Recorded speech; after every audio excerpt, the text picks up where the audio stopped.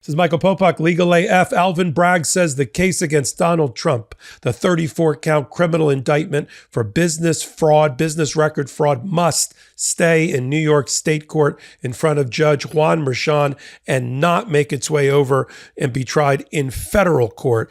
That based on a 40-page filing today in federal court by Alvin Bragg and the Manhattan prosecutors against Donald Trump, and arguing that Donald Trump doesn't have the right under federal statutes to remove or transfer the case from state to federal court at all because he was not a federal officer.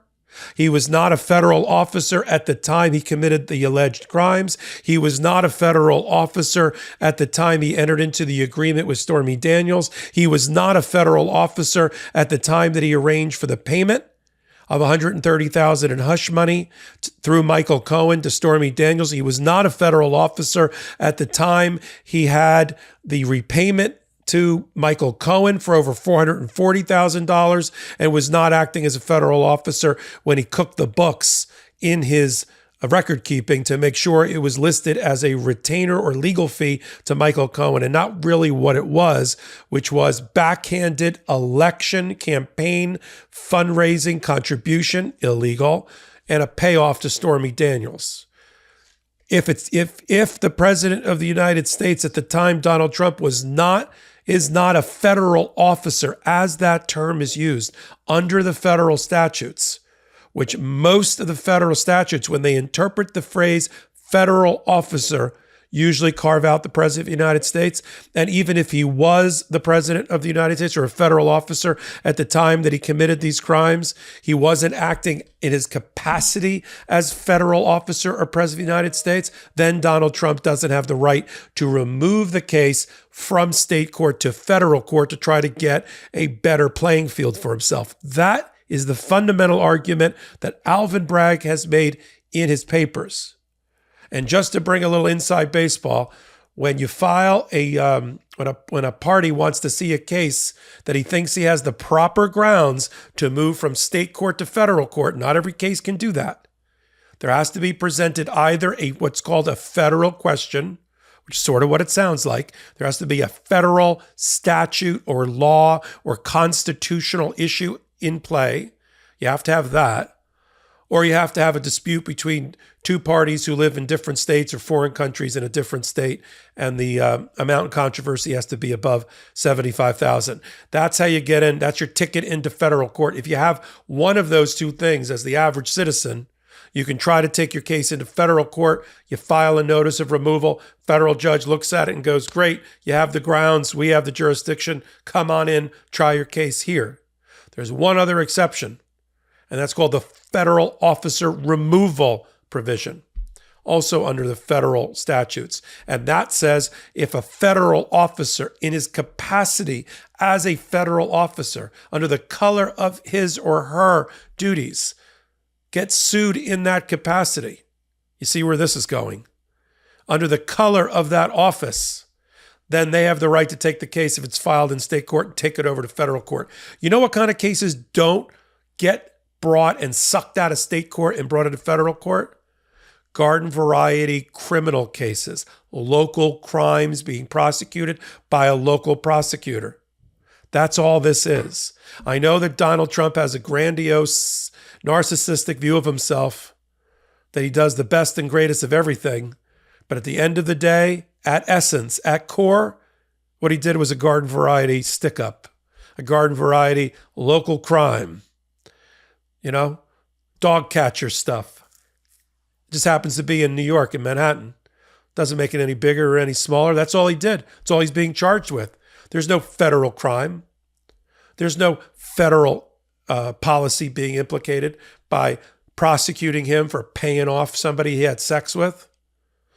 That's not and he did that before he was president. The fact that he covered it up after he was president just means he was conducting private business affairs, no pun intended, while he was in the White House. That's all. And how do we know that? And this is my favorite part of the filing, 40-page filing by Alvin Bragg. And we're going to put it up on the screen. And we've said this before on Legal AF, the podcast at the corner of politics and law. that I co-anchor on Wednesdays and Saturdays, also on the MeidasTouch network, that Donald Trump is going to hang himself with his own, voluble, vomitous approach to language. He can't shut up. He's got logorrhea of the mouth. He's got diarrhea. And he does it in his tweets and social media. He does it at campaign rallies and speeches. He does it when he's on cable news and right-wing media. And prosecutors use it against him. And they did it here. As I said, my favorite part, we'll put it up on the screen, is that they said to the judge, you know how we know this was a private affair, a private business transaction, a private agreement having nothing to do with federal officer power or position or color of the office? Because Donald Trump said that himself in his own tweets when he was allowed to tweet. And they quoted on 3 tweets, and listen to the timing on this. May 3rd of 2018, Donald Trump called the deal to pay off Stormy Daniels and the non-disclosure agreement that he forced her to sign nothing more than a private agreement and a private contract. And he did it at 6:46 in the morning, 6:54 in the morning, and 7 a.m. in the morning in tweets. So I love that Alvin Bragg's prosecutors and researchers and investigators found the tweets that declared what he was doing as a private business affair. And if it's a private business affair, then he's not operating as a federal officer, then he can't use federal officer removal to take the case from state to federal court, and that's it. You just learned everything you need to know on this hot take about federal civil procedure and how you move from state court to federal court and back. And that's what Alvin Bragg's doing now. He filed, when you don't want the case and you don't think it's properly removed to federal court, because it is temporarily removed when you file a notice of removal, even if ultimately it turns out that you did it wrongly or falsely. So right now the case is under the auspices of a federal court, a federal judge, Judge Hellerstein, a Clinton appointee. Although Judge Hellerstein has said, Judge Merchan, you got this. You be you. You go run the case until I rule otherwise, unless I rule otherwise. And that's what Judge Juan Merchan did. A couple of weeks ago, he set the trial. March the 25th of 2024, there's going to be a 34-count or more criminal trial prosecution against Donald Trump in Manhattan in front of a Manhattan jury. Unless Judge Hellerstein at the end of June, after reading all these papers, including the one I just discussed with you and exploded and reassembled here on this hot take, then it's going to be in state court. And Alvin Bragg went right to the heart of the matter in their filing, the prosecutor in their filings, and said, you only get to use the federal officer removal doctrine and statute if you are a federal officer. And Your Honor, we don't think he was a federal officer. One, presidents of the United States, even though, as I like to joke, they're wearing, employee badge number 1 as a federal employee, they're not often seen as a federal officer, as that term is used in statutes. So he's not a federal officer, doesn't get to use the statute. Even if you find, Judge, he is a federal officer, nothing that we are claiming in the indictment arises out of him being the president of the United States. In fact, most of it happened before he was president, while a little bit of the cover-up happened after he was president. But that's a private business affair. That's not a federal officer functionality. And if it isn't, you have to have all of those things. In fact, the statute says that you have to have all 3 things. You need to have a federal officer. That's in question. 2, you have to have that he faces criminal conduct for acting under color of his or her office. That's not what the indictment says. The indictment says the payoff, the election fraud, the business record fraud all happened before, and certainly not related to the function of being the president of the United States, a private business affair. That continued. And 3, there has to be a federal defense that is implicated or that's available to the defendant. What's the federal defense? He can't use immunity because this was not within, especially under the line of cases that have now been developed with Donald Trump's name on them by federal judges. There's no way he can claim immunity. any kind of executive privilege or immunity. So he's got no federal defense. So if you're not a federal officer and or you're not doing things under the color of your office and or you don't have a federal defense, then you can't use the federal removal statute. And bye-bye, Donald, you're going back, you're staying in state court. Now, some people might be thinking on this hot take, because I've seen this in social media, I want to clear it up right now. Even if Donald Trump were successful, and I think that's a 1% chance. That's how low it is. All right, I'll make it 5%. 5% chance that Judge Hellerstein, a Clinton appointee who looks at this paperwork and says, yeah, I'll take the case. I don't think so. But even if he did, some people are wondering and scratching their head, what does that mean for the prosecutors? What does that mean for federal crimes? What does that mean for future pardons if somebody gets in like, oh, I don't know, Donald Trump gets in, which is highly unlikely. But if he did, don't worry about any of those things. The only thing on his best day that Donald Trump could accomplish here is that the courtroom and the courthouse for trying his case and the jury that he's facing is across the street from the State House in the federal courthouse. That's it. The prosecutor stays the same. Manhattan District Attorney, state prosecutor. The laws charged stay the same. State court, state claims. Under penal code, New York Penal Code, I want to get it right for you because I like to get things right on these things. I think it's 175.10, 175.10 of the New York Penal Code for false business records, 34 counts of it. That stays the same. The defenses are all state court defenses, state law defenses. That stays the same. And there's no pardon for a state conviction. Even if that state conviction happens in a federal courthouse in front of a federal judge and a federal jury, it doesn't, by a fit of alchemy, convert the case into a federal one, right? There's an old phrase my grandfather used to use. Don't make a federal case out of this. That's what Donald Trump is trying to do. He's trying to make a federal case out of this, but he doesn't have the law. He doesn't have the defenses. And he can't change prosecutors. So it's not like Judge Hellerstein says, sure, I'll take the case. Let's replace the prosecutor with the Department of Justice. And let's change the law that you're being charged under and make it some sort of federal law. Not happening. Indictment stays a state court indictment. And so if he's convicted, no president of the United States, I don't care who it is, can pardon state convictions. At all, ever. Not ever. And no, the only place you can go for that is in most states, is to go to the governor. Not in Georgia. Georgia had so many corrupt governors that you don't have to worry about any conviction of Donald Trump in Georgia going to a governor. It doesn't go to a governor.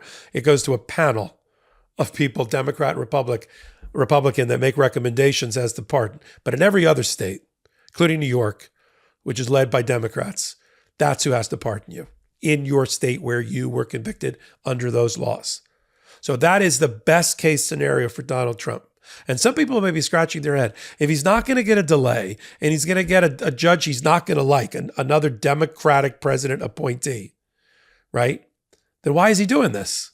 He doesn't get his delay. He doesn't get to change judges. He doesn't get to change prosecutors. He doesn't get to change the indictment. He doesn't get to set himself up for a pardon. I don't get it. Why is he doing it? And by the way, I practice law for a living. And I'm scratching my head too. And the only one I can think of, and I'll share it with you here on the hot take, is that he doesn't like the jury pool. He doesn't like where the jurors come from in Manhattan State Court because it's a very liberal city. And he's not going to get a jury of his peers. In other words, he's not going to get like 9 MAGA. He's in New York City. And he doesn't in Manhattan. Now, in the federal system, even though the courthouse is directly across the street, you might as well have crossed the Rubicon because it's a completely different court system, right? Under our federalism system.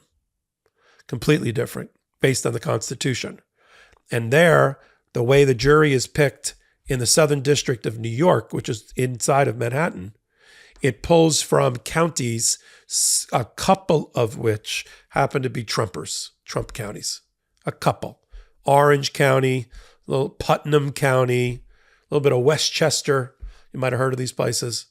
Those out of like 10 counties that make up the Southern District, including New York County, which is, of course, in Manhattan, a couple of them went for Trump instead of Biden. I mean, the overwhelming amount of those counties went for Biden, but a couple of them. So he's hoping to God he gets like 9 people from Orange County in New York, or Putnam County, or Westchester, because he's got a better shot at having some MAGA.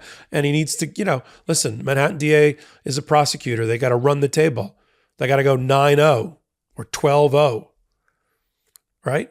And get every one of them to vote that there's no reasonable doubt and convict. They've done it. Manhattan DA's office has done it for years, 100 years successfully. No reason to believe they won't do it here. They did it against Donald Trump himself and the Trump Organization and his 2 entities just over the summer. Got a 17-count conviction from a jury in Manhattan. So it's possible, but that's the only thing I can come up with. But even we just saw in another federal case recently, even though it was civil, they picked the jury the same way. In the E. Jean Carroll case, where they picked 9 jurors from that same set of counties, those 10 counties I just told you about. They got 6 men and 3 women. They went for Donald Trump. They went against Donald Trump and for E. Jean Carroll 9-0. So that's concerning. So that's what we got to keep our eye on. We've got the papers filed today by Alvin Bragg. Donald Trump gets another paper, what's called an opposition to the motion to remand, to send him back to state court full time.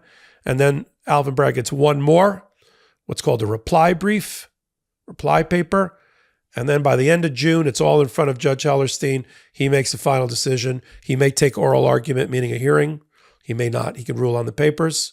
I think he's probably going to rule on the papers, but who knows? He might give Donald Trump's lawyers one more shot at it. And then he makes his ruling. And before July 4th weekend, we're going to know whether that case gets transferred over to federal court and gets on a federal docket to be set for trial, or it just stays right where it is in state court on a March 25th, 2023 trial calendar in front of Judge Merchan. I'll report it on Hot Takes like this one I'm doing here. If you like what I'm doing on this hot take, give me a thumbs up. It helps in every way, shape, and form on the MeidasTouch network to keep us going. And leave a comment. Helps me. I read them. I may even respond to you. And we'll have a dialogue, open up a dialogue right there. And then if you like what I'm doing overall, you can follow me on all things social media at MS Popok. I'm Michael Popok from Legal AF. Hey, Meidas Mighty, love this report? Continue the conversation by following us on Instagram at MeidasTouch to keep up with the most important news of the day. What are you waiting for? Follow us now.